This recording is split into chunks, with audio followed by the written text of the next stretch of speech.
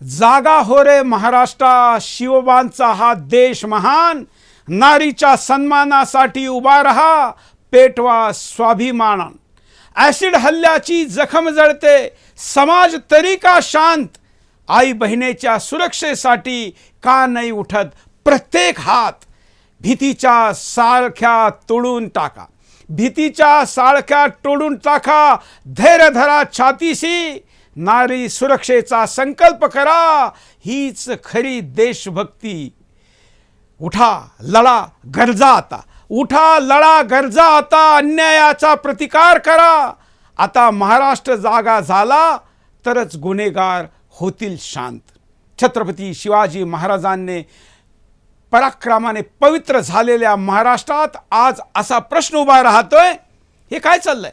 जिथे स्त्रीचा सन्मान धर्म मानला गेला, जिथे अन्यायावर तलवार उभारल्या गेली आणि त्या भूमीत आज गुन्हेगार मोकाट फिरताय आणि समाज गप्प बसलाय. काही दिवस उलटून गेले, 10 पथके तपासाला लावली गेली, पण तरीही ॲसिड फेकणारा आरोपी आत्तापर्यंत पकडला नाही गेला. हा फक्त तपासाचं अपयश म्हणून नाही आहे, या पाठीमागं मोठं भयंकर एक सत्य दडपलंय जे महाराष्ट्रासारख्या राज्याला परवडणारं नाही आहे. लोकांच्या मनामध्ये आक्रोश आहे, संतापाचा ज्वालामुखी आहे. कठोर कायदे आहेत, फास्ट ट्रॅक कोर्ट आहेत, पोलीस यंत्रणा आहे. मग थांबतं का? हे गुन्हे का थांबत नाही? याची भीती का नाही? का उदासीनता आहे? का अपयश येतं? आज बिंदास बोलमध्ये आपण विचार करणार आहोत थेट रोखठोक आणि अस्वस्थ करणारे प्रश्न घेऊन. कारण ही वेळ शांत बसण्याची नाही, ही वेळ आहे जागण्याची, लढण्याची आणि अन्यायाविरुद्ध उभं राहण्याची. मुद्दा काय समजून घेऊ. घटनेला 2 दिवस उलटले तरी आरोपीचा थांग पत्ता नाही. पोलीस यंत्रणेची 10 विशेष पथके तपासात गुंतली आहेत, तरीही ठोस पुरावा हाती लागत नाही. फॉरेन्सिक तपास सुरू आहे, सीसीटीव्ही फुटेज तपासले जात आहेत, संशयितांची चौकशी सुरू आहे, पण उत्तर अजूनही धूसर आहे. दरम्यान स्थानिक नागरिकांमध्ये संताप वाढत चाललाय. आरोपी कधी पकडणार हा प्रश्न प्रत्येकाच्या मनात आहे. सोशल मीडियावरही संतापाची लाट उसळली आहे. कठोर कायद्याच्या अस्तित्वातही गुन्हेगारांचा वाढता आत्मविश्वास चिंताजनक ठरतोय. ही फक्त एका घटनेची गोष्ट नाही, हा एक मोठा सामाजिक आणि व्यवस्थात्मक प्रश्न बनत चाललाय. मी अशा मुद्द्यावर मराठीवर तर पहिला बिंदास बोल करतोय. महाराष्ट्रात असं होणं निश्चित चांगलं नाही. ॲसिड अटॅक यावर कितीतरी कायदे आहे. या मुद्द्यावर आत्ताच आम्ही महिला दिनाच्या निमित्त यावर्षी ॲसिड पीडित मुलींना घेऊनच कार्यक्रम केला आणि त्यानंतर महाराष्ट्रात ही घटना घडली तर मी ठरवलं का आज मराठी बिंदास बोलमध्ये याची चर्चा करू. आजच्या बिंदास पॅनलमध्ये त्यांना मी स्क्रीनवर निमंत्रित करतो आणि चर्चेमध्ये सहभागी होणाऱ्यांनाही आवाहन करतो की या कॉमेंट्समध्ये ज्या ज्या प्लॅटफॉर्मवर आपण या कार्यक्रमाला पाहत असाल आपणही कार्यक्रमाचा हिस्सा बना. आमच्याबरोबर सनातन संस्थेच्या प्रवक्ता जुडलेले आहेत. धनश्री केळशीकर, आपलं स्वागत आहे. आमच्याबरोबर आबा पांडेजी आहे, प्रांतसेवा प्रमुख आहे विश्व हिंदू परिषदेचा, आपलं स्वागत आहे. आमच्याबरोबर मानसोपचार तज्ज्ञ मधुरा दलालजी आहे, आपलं स्वागत आहे. भाजपाच्या नेता श्रद्धा पाठक आमच्याबरोबर जोडल्या. या चारहींच्या बरोबर आज मोठ्या संख्येने विभिन्न प्लॅटफॉर्मवर या कार्यक्रमाला पाहणाऱ्यांनी शिवाजी महाराजांना स्मरून, आपल्या आईला, बहिणीला, मुलीला स्मरून या कार्यक्रमात सहभाग घ्यायचा आहे. हा मुद्दा सरकार सत्ता असा नाही आहे, हा मुद्दा समाज असा आहे आणि या अशा अपराध्यांना कठोर कारवाई झालीच पाहिजे. परंतु हे घडतं कसं यावरही विचार झाला पाहिजे. म्हणून मी धनश्रीजीकडनं सुरुवात करतो. धनश्रीजी, पहिली प्रतिक्रिया.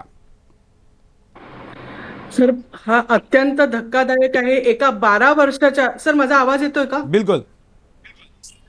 एका 12 वर्षाच्या 13 वर्षाच्या मुलीवर ऍसिड टाकलं जातं. महाराष्ट्राच्या इतिहासावर हे अत्यंत अरिष्ट आहे. एक पवित्र अशा भूमीवर मुलींना जर का अशा प्रकारे म्हणजे प्रताडित केलं जातं. आता 12 वर्षाच्या मुलीमध्ये काय असणार, तिने काय कुणाचं एवढं वाकडं केलं असणार की तिच्यावर अशा प्रकारे दबा धरून बसून रस्त्यामध्ये तिच्यावर ऍसिड टाकण्यात यावं. उद्या तिच्या पूर्ण संबंध आयुष्याचा प्रश्न आहे. आत्ताच महिला दिन झाला. सगळीकडे महिला दिनानिमित्त अनेक जणांनी भाषणं दिली, अनेक जणांनी मोठे मोठे कार्यक्रम केले. पण त्याच महाराष्ट्रामध्ये आज एका लहान मुलीवर अशी परिस्थिती येते, ही खूप खेदजनक आहे, निंदनीय आहे आणि सर्व समाजाला एक प्रकारे विचार करायला भाग पडतंय, की अशा प्रकारे ज्या समाजामध्ये आपण राहतो त्या की तिथे एवढ्या लहान मुलींवर अत्याचार होत आहेत, ऍसिड टाकलं जात आहे, बलात्कार होतोय. तर आपल्याला समाजाचं हे दायित्व आहे की आता नेमकं काय करावं समाजाने. या समाजाने हे लक्षात घेतलं पाहिजे की या मुलींमुळेच पुढचा पुढचा समाज घडणार आहे, महिलांमुळेच पुढचा समाज घडणार आहे. ही खूप मोठी खेदजनक गोष्ट घडलेली आहे. सर्वांना जागृत करणारी ही गोष्ट आहे की आपण आता खूप झालेलं आहे. महिलांनी जागृत व्हायलाच पाहिजे, पण त्याचबरोबर शासनाने जागृत झालं पाहिजे. सर्व जे महिलांसाठी समाजकार्य करतात अशा समाजकारणी लोकांनी जागृत व्हायला पाहिजे. महिलांनी तर व्हायलाच पाहिजे.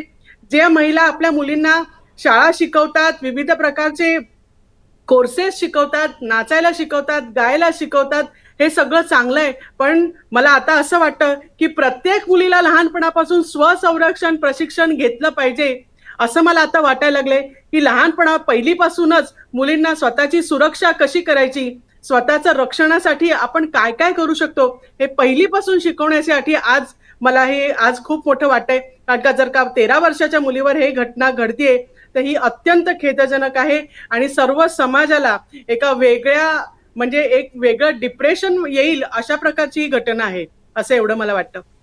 बिलकुल. पहिल्या राऊंडमध्ये सगळ्यांची प्रतिक्रिया घेऊ आणि मी आता आभाजींकडे चालतो. आभाजी. जय श्रीराम सर्वांना. जय श्रीराम. एक आता महाराजांची आपल्याला माहिती आहे जयंती चालू आहे त्यांच्या ह्याची, छत्रपती संभाजी महाराजांची. पण आता ह्याच्यामध्ये एका 6वीच्या पोरी जिचं वय 11 वर्ष आहे त्याच्यासाठी तुम्ही म्हणताय की 10 पथकं लावल्यात. पण काय अर्थ आहे या कानूनला, या लॉला काय अर्थ आहे का? एक चिमुलकीशी पोरगी जिला हेही काही माहित नाही की बापा माझ्या बरोबर झालंय काय, आणि याच्यावर आपण म्हणायचं की कानून बनवा आणि हे बनवा. माझ्या मते आता कानून खूप नाहीच आहे, काहीच कामाचं कानून नाहीये. तुम्ही जर एका पोरीसाठी, मंगळवारचा केस आहे आय थिंक हा, अहिल्यानगरमध्ये झालाय, ती पोरगी शाळेत नाही येत होती, आपल्या पोरींना पाठवायला आता आम्हाला भीती वाटते. त्याच्यासाठी काय करतायत गव्हर्नमेंट? माझा साधासा प्रश्न आहे आणि त्याला सरळ मला उत्तर हवं आहे. याच्यावर कुठलाही इफ बट मला काहीच नको आहे त्याच्यामध्ये. बिलकुल एन्काउंटर झालं पाहिजे. अशा लोकांना बिलकुल. पकडून कोर्टामध्ये उभं करणं म्हणजे हा सुद्धा न्यायाचा अपमान आहे. अशा लोकांचं एन्काउंटर झालं पाहिजे, परंतु ते पकडले सुद्धा जात नाहीये. मोठ्या दुर्भाग्याचा प्रश्न आहे. बोला. यांच्यावर केस तर झालीच नाही पाहिजे. याला तर आता कुठलंच कानून नाही, कुठलंच लॉ नाही. यांना धरा आणि तिथंच झोडा, हेच एक कानून राहिलेलं आहे. कारण पोरींवर अत्याचार दिवसेंदिवस वाढत चाललेले. ह्याच्यावर आक्रोश म्हणून आता ह्याच्यावर तुम्ही म्हटलं की साधी प्रतिक्रिया द्या, तर आम्ही त्या पोरीच्या जागी आपली पोरगी पाहतोय. तर मला जर त्या आईच्या नात्याने तुम्ही विचारणार तर माझा एक सरळ उत्तर असेल की तुम्ही अटक नाही करत, तुम्हाला होत नाही तर आता लोकांनी आपल्या हातात घेतलं पाहिजे सरळ. बिलकुल हेच अपेक्षित आहे आणि हाच आक्रोश ज्या महाराष्ट्रात आहे तिथं हे घडतंय. मी मधुरा दलालकडे चालतो. का तुम्ही मानसोपचार तज्ज्ञ आहात, काय मेंटॅलिटी असते अशा अपराध्याची? तर पहिले तर माझा आवाज येतोय सर? हो. सगळ्यांना माझा नमस्कार. हे जी लोक असतात, जी लहान मुलगी बघत नाही, त्या मुलीचं वय बघत नाही, आपल्याला हे माहीत करून घ्यायला पाहिजे की नेमकी त्यांची मानसिकता हे सगळं करताना काय असते. त्यांना असं काय वाटतं? त्यांना हे प्रश्न आहेत का की मी माझा डॉमिनन्स कुठे दाखवावा, मी कुठे लोकांवर माझा हक्क दाखवावा, माझी पॉवर दाखवावी. असं घरी असं असू शकतं की त्यांना घरी अजिबात कुठे पॉवर दाखवायला त्यांची मिळत नाही. त्यामुळे त्यांना असं वाटतं की ज्या लहान मुली असतात, ज्या काहीच आवाज करू शकत नाही, त्यांना असं वाटतं की त्या आवाज करू शकत नाही, त्या अगेन्स्ट त्याच्या काही बोलू शकत नाही, तर यांच्यावर मी माझी पॉवर दाखवावी का? हे लोक पर्सनॅलिटी डिसऑर्डरचे पण पेशंट असू शकतात. या लोकांची नेमकी मानसिकता काय असते यावर आपण विचार करायला हवा. यावर आपण बघायला हवं की नेमकं ही लोक अशी का करतात, काय याच्या मागे रिझन आहे की त्यांना हे सगळं करावं लागतं. हा, तुमचं काय मत आहे? माझं मत असं आहे की हे लोक जे असतात ते पूर्णपणे मानसिक रोगी असतात. कारण दुसऱ्यांना दुःख पोहोचवून सुद्धा त्यांना काही वाटत नाही. त्यांना असं वाटतं की दुसऱ्यांना मी जे दुःख पोहोचवतोय त्यामुळे मी असं काहीतरी गाजवतो, मी माझा हक्क, माझी पॉवर, माझ्याकडे काय आहे हे सगळं मी गाजवून दाखवतोय. यांना दुसरीकडे त्यांचा आवाज उचलायला भेटत नाही. त्यामुळे त्यांना असं वाटतं की जिथे पण पॉसिबल आहे, जिथे मी माझा आवाज दाखवू शकतो, त्यांना फक्त त्यांची जी एक सत्ता असते ती गाजवायची असते. त्यामुळे त्यांची मानसिकता अशी असते की जिथे माझ्यावर कुठे प्रश्न कोणी विचारणार नाही, प्रश्न उचलणार नाही, मला कोणी काही बोलणार नाही, त्या जागी मी माझी सत्ता गाजवायला पाहिजे. आपल्याकडे लॉज भरपूर आहेत. ते सगळे जे लॉज आहेत, कोणी गुन्हा केला की त्याला ते लोक अटक करतात, एन्काउंटर करतात, त्याला फाशीची सजा सुद्धा देतात. पण मग कोणी हे जाणून घेण्याचा प्रश्न करतच नाही की नेमकी याच्या मागे त्यांची मानसिकता काय असते.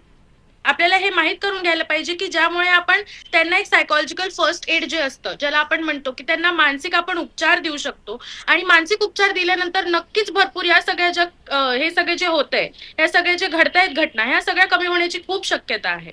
तर जेवढं आपण लॉला आपण तिथे प्रायोरिटी देतोय, मला असं वाटतं की आपण मानसिक उपचाराला पण या लोकांसाठी तेवढीच प्रायोरिटी द्यायला नाही, पाहिजे. कायद्याला आता काय प्राथमिकता द्यायची? कायदा तर थांबू नाही शकू राहिला, घटना घडताय.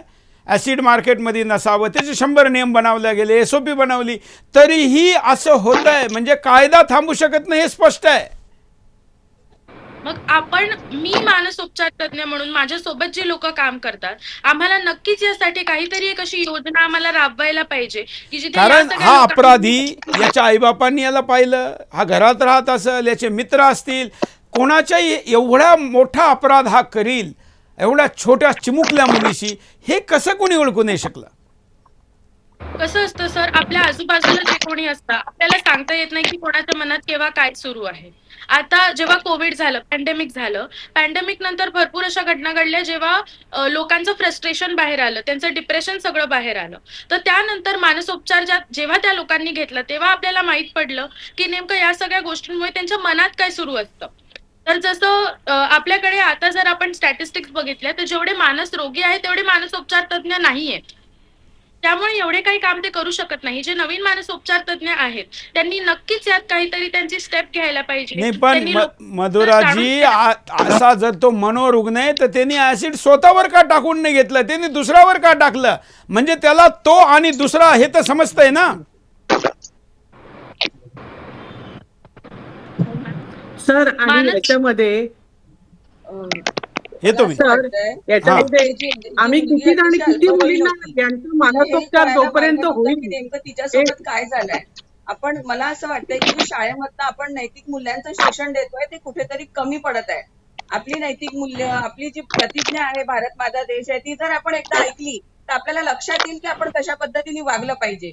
हा जो नराधमाचा प्रकार झालेला आहे, लहानशा अल्पवयीन मुलीवर जो अत्याचार झाला आहे, ते थांबवण्यासाठी पोलिसांचं कुठे चुकतं आहे? इतके 10 टीम तयार करून सुद्धा आजपर्यंत आपण त्या नराधमाला पकडू शकलो नाही. आपण इतके हेल्पलाईन नंबर काढले आहे, लहान मुलांवर सतत अत्याचार होत आहे, तर ते कुठे कुठे कुठे कमी पडत आहे सगळेजण की आपण त्या आरोपीपर्यंत 2-3 दिवस झाले तोपर्यंत पोहोचू शकलो नाही. मंगळवारची ही घटना आहे आणि आजचा दिवस आहे. चला, इतके दिवस होऊनही तो आरोपी आपल्या समोर आला नाही ना, त्याचं ते चित्र आलं आहे, तर ते का बरं आलं नाही तर मग त्यांना त्या आमच्या नागरिकांकडे सुपूर्द करून द्यायला पाहिजे. जर कायदा कुठे कमी पडत असेल तर आम्ही स्वतः शिक्षा द्यायला तत्पर आहोत त्या नराधमाला, पण हे कुठेतरी थांबवलं पाहिजे. महिलांवरचे अत्याचार तर ठीक, पण आता लहान मुलींवर अत्याचार होतात आहे. त्या मुलीला कळायला मार्ग नाही की काय होतंय तिच्यासोबत, त्या पालकांना कळायला मार्ग नाही काय होतंय. मग अशा वेळेला यंत्रणा कुठे झोपली आहे? का नाही पकडले गेले गुन्हेगार? का नाही आमच्या स्वाधीन करण्यात येत त्या गुन्हेगारांना? आम्ही बघू ना काय करायचं ते, आमच्याकडे स्वाधीन करा, नाही तर तेवढा तर आम्ही करू त्यांना शिक्षा.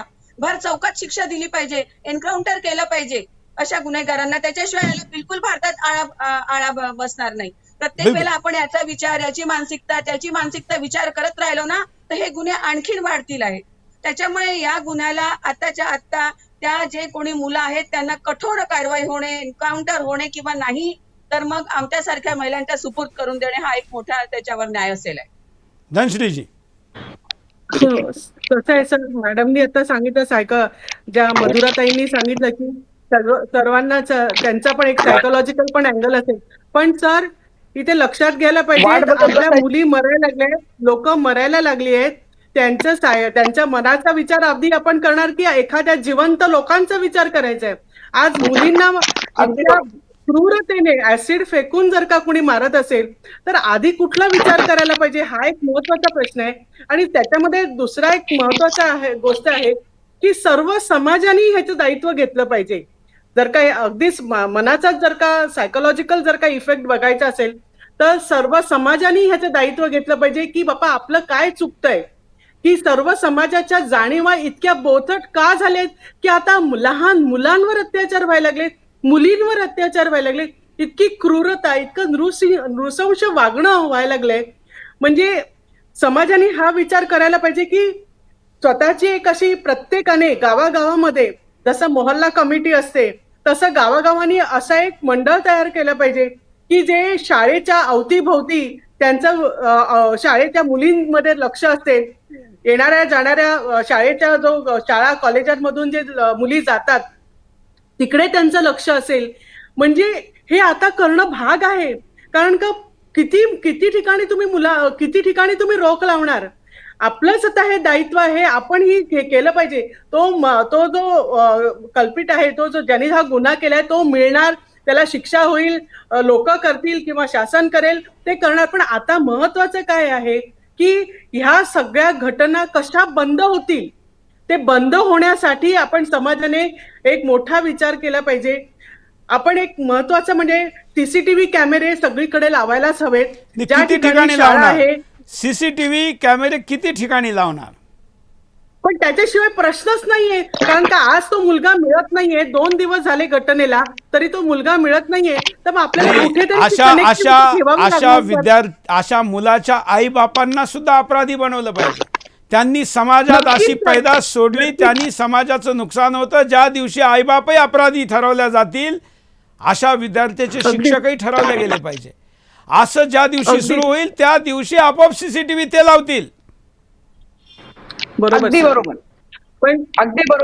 पण सर ही जी घटना आहे त्या घटनेचा अत्यंत व्यापक स्तरावर जर का समाज विचार करेल तरच अशा घटनांवर एक आळा तरी बसू शकेल की आपल्या सगळ्या इलाक्यामध्ये कशा प्रकारच्या प्रवृत्ती इथे होत आहेत.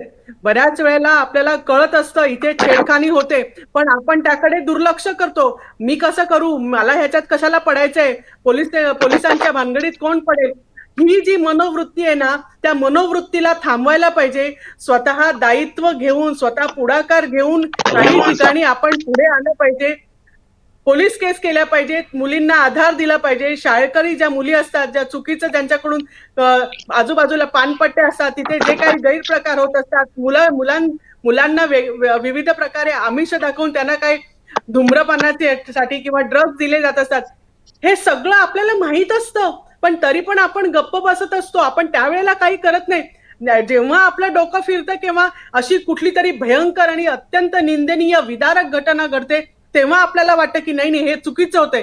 चुकीचं एखादी चूक होते, एक समाजामध्ये एखादी घटना अत्यंत वाईट घडते, पटकन घडत नाही. ती घटना घडण्यासाठी काहीतरी आधीपासून होत असतं, हे आपण लक्षात घ्यायला पाहिजे. मुलींची सुरक्षा, महिलांची सुरक्षा अत्यंत महत्वाची आहे आणि त्यासाठी पालकांनी सुद्धा तेवढंच दायित्व घेतलं पाहिजे की आपल्या मुलींना कसं, आपली मुलगी केव्हा येते, कशी येते, कुठल्या रूट वरून येते, तिला विचारलं काही प्रॉब्लेम तर नाहीये ना, हे आपण दायित्व आपण घेतलं पाहिजे. का हा आजचा जो काळ आहे जर का आपण त्याची जबाबदारी घेतली नाही तर होणार नाही. आपल्याला सर्वांनाच याची जबाबदारी घ्यायला पाहिजे. मुख्य म्हणजे पोलीस त्यांचं काम करतील आणि ते काम करणार नाही तर आपण त्यांच्यावर दबाव टाकला पाहिजे की बाबा तुम्ही तुमचं काम करायलाच पाहिजे. 2 दिवसात 4 दिवसात तो जो मनुष्य आहे तो मिळालाच पाहिजे. जो कोणी तो आहे तो त्याला शिक्षा झालीच पाहिजे. ती न्यायमार्गाने झाली पाहिजे, एन्काउंटर झालं पाहिजे, जे काही व्हायचं पाहिजे ते व्हायलाच पाहिजे. पण ते व्हायलाच पाहिजे आणि त्याच्यासाठी दबाव गट तयार होत आहेत. आज तिथे सुद्धा मोठा मोर्चा निघाला, दबाव गट निर्माण होत आहेत, दबाव गट आपलं काम करतायत.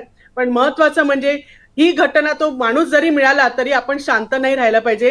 हा एक खूप मोठा व्यापक प्रश्न आहे महिलांच्या सुरक्षेचा. 2024 ते 2025 मध्ये किती महिला गायब झाल्यात. गायबचा तर वेगळा आहे. मी तुमच्या बरोबर एक वेगळा कार्यक्रम करीन. प्रत्येक तासाला 68 गायब होत आहे. वेगळा कार्यक्रम करू, आजच्या मुद्द्यावर येऊ. आबाजी, मला वाटतं आपण या ट्रॅडिशनल जे मार्ग आहे ना याच्या पलीकडे विचार केला पाहिजे. साहेब, मोठी गोष्ट हीच आहे की आपला कानून कुठंतरी कमी पडते, आपली सरकार कुठंतरी कमी पडते. हे एक महाराष्ट्राचाच प्रश्न नाहीये, महिला कुठंच सुरक्षित नाहीये. आपला लॉ कुठंतरी कमी पडतं, आपली पोलीस कुठंतरी कमी पडते. जर मी म्हणते की आपली लोकच कमी पडतात, समाज कुठंतरी कमी पडते.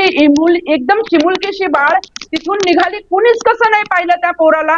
जर त्याचा केस झालाय तर त्याच्या फॅमिलीला उचला. मी म्हणते लॉ का नाही स्ट्रिक्ट करत, त्याच्या फॅमिलीला का नाही उचललं अजूनपर्यंत. लोक उचलून आणा, त्याला शोधून काढा. आणि आता आंख के बदले आंख आणि हात के बदला हात हा लॉ लागू झाल्याशिवाय बायकांवर हे जे होतंय अत्याचार, पोरींवर जे अत्याचार होत आहेत ते अजिबात बंद होणार नाही. आणि हे 4 दिवस आपलं जे आहे ना डिबेट करून साहेब आपण जे सोडून देतो ना, जे 4 दिवस राग मिळतो, कॅन्डल मार्च मिळतात, याच्यानी काहीच होणार नाही. आणि आजपर्यंत नाही झालं. निर्भया कांड पासून सुरू झालेलं ते अजूनही बेतात ते चालू आहे. ते त्यांचं कुठंच तुम्ही थांबवू शकला नाही का? त्याला कुठंतरी काहीतरी कारण आहे. कारण आपला लॉच कमजोर आहे आणि आपली लोक 4 दिवसात थांबून जातात, आपापल्या घरात राहून जातात. याला टेवकापर्यंत नेल्याशिवाय शांत बसायचं नाही. हा निर्धार आता खूप गरजेचा आहे. बिलकुल. मी या क्रमात थोडा बदल करतो. मी सायकोलॉजिकल विषयात नंतर जाईल. श्रद्धाजींना मी विचारतो तोच प्रश्न, का आपण हे कायदा, पोलीस, न्यायालय या सिस्टीमच्या भरोशावर तर काहीच होणार नाही आहे. असं व्हायचं असतं तर खूप आधी झालं असतं. काही वेगळा विचार करावा लागेल. तो काय?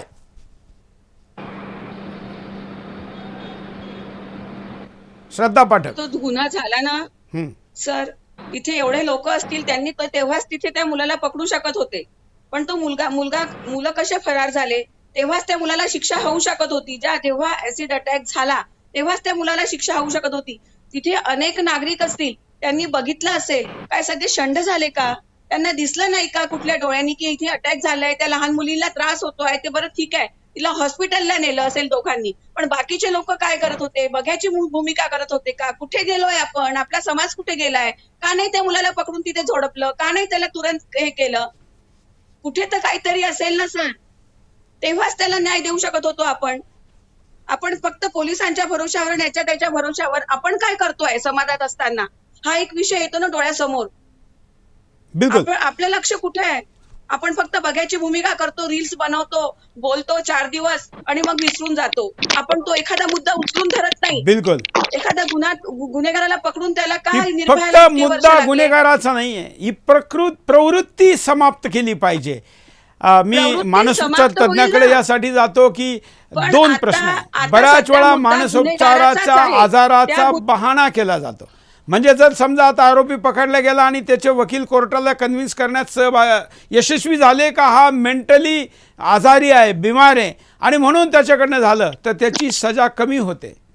म्हणून बऱ्याच वेळा हाही एक बहाणा केला जातो, असं माझं मत आहे. मधुराजी. तर यात असं असतं की त्यांची जेव्हा मानसिक चाचणी होते तर तेव्हा त्यांना एक सर्टिफिकेट दिलं जातं. तर ते जे सर्टिफिकेट असतं त्याच्या आधारावर ठरवतात कोर्टमध्ये की त्यांची जी सजा त्यांना दिलेली आहे ती कमी होणार आहे की नाहीये. आता त्यामागे असं असतं की भरपूर लोक इथे पण कायदा तोडतात, पैसे खाऊ घालतात, त्याच्यामुळे ते फेक सर्टिफिकेट घेतात. तर नक्कीच जे सायकोलॉजिस्ट असतात इथे त्यांच्याकडून, म्हणजे त्यांच्यासाठी पण एक नियम हा कडक केला पाहिजे की त्यांनी हा विचार केला पाहिजे की आपण जर कुठल्या गुन्हेगाराला असं आपण सर्टिफिकेट देतोय की तो मानसिक रोगी आहे ज्यामुळे त्याची शिक्षा कमी होईल, तर आपण समाजासाठी आपण काहीतरी कुठे आपण एक सायकोलॉजिस्ट म्हणून कमी पडतोय. तर आपण मनुष्य एक सामाजिक प्राणी असतो. मला असं वाटतं की जोपर्यंत समाजाकडनं, समाजाचा एक महत्वाचा घटक माणूस म्हणून आपला जोपर्यंत समाज म्हणून एक त्यांच्यावर दबाव पडणार नाही तोपर्यंत या गोष्टी थांबणार नाही. आपली पण एक इथे जबाबदारी आहे की आपण तेवढाच दबाव तिथे टाकला पाहिजे. आपण ही सगळी जी आहे जबाबदारी आपली स्वतःची समजली पाहिजे. बिलकुल. मी सगळ्यांना मिळून हा प्रश्न विचारतोय. यामध्ये मला वाटतं बोलण्यापेक्षा हात उचलून, तुम्हाला वाटतं का एक एक करू आपण, तुम्हाला वाटतं की आई बापही जबाबदार धरले पाहिजे? कोणाकोणाला वाटतं? हात उचलून आपली प्रतिक्रिया देऊ शकता. बिलकुल हात उचलून. श्रद्धाजी हा म्हणायचं असेल तर हा ठीक आहे. दुसरं, बिलकुल मला वाटतं की जबाबदार आहे. दुसरं, अटक करून कोर्टापुढे प्रस्तुत करून त्यात वेळ घालू नये, इन्काउंटर झालं पाहिजे असं वाटतं. बिलकुल मला वाटतं जोपर्यंत आपण एन्काउंटर किंवा सक्त सजा देणार नाही तोपर्यंत हे गुन्हे बिलकुल थांबणार नाही. धनश्रीजी, व्हायला नाही पाहिजे एन्काउंटर? एन्काउंटर व्हायला माझं पाहिजे. स्वतःचं म्हणणं आहे की म्हणजे एन्काउंटर व्हायला पाहिजे. एन्काउंटर करणं किंवा न करणं हे प्रत्येक हे पोलिसांच्या आपण ह्याच्यावर होतं आहे. म्हणू शकतो, पण मागणी तर केली पाहिजे. ज्या मागणी दिवशी तर बरोबर ऍसिड आहे. फेकणाऱ्याला माहित होईल का आता यानंतर आपल्याला कारण अपराध करणारा काय करतो त्याला माहित असतं की मला पकडलं जाईल, मला कोर्टापुढे प्रस्तुत केलं जाईल. लागेल आणि ती ग्राह्य आहे. हा, त्यामुळं आता आपल्याला ऍसिड अटॅक या विषयामध्ये कुठेही जामीन कोर्ट होणार नाही, इनकाउंटर होणार अशी भीती ज्या दिवशी पैदा होईल त्या दिवशी हा अपराध थांबल. ज्या दिवशी आईबापाला असं वाटेल की आमची अटक होईल, आमच्या मुलांनी काही केलं, तर मग त्याच्या सायकोलॉजिकल सगळ्या गोष्टीची चिंता ते करतील. मला वाटतं शिवबांच्या महाराष्ट्रात हाच विचार केला गेला पाहिजे. महाराष्ट्र हा फक्त एक राज्य नाही आहे, ही छत्रपती शिवाजी महाराजांची भूमी आहे. या शिवाजी महाराजांच्या भूमीत जर या पद्धतीने अपराधी वाढत गेले तर फक्त जय भवानी जय शिवाजी एवढं म्हणून चालणार नाही. शिवाजी महाराज आज असते तर त्यांनी आज काय केलं असतं? छत्रपती शिवाजी महाराज असते तर त्यांनी अपराध्याला कडेलोट केला असता, त्यांनी टकमक टोकावर घेऊन दिले असते आणि पाठवून लाथ मारली असती. आज सत्तेच्या समोर सुद्धा हाच प्रश्न आहे. जर ही शिवशाही आहे तर मग शिवशाहीचा न्याय काय नाही, तो न्याय व्हावा ही आशा करतो आणि संगमनेरची ही घटना शेवटची घटना व्हावी ही अपेक्षा ठेवतो. आपण सगळ्या गेस्ट पॅनलनी वेळ दिला याबद्दल धन्यवाद. नमस्कार.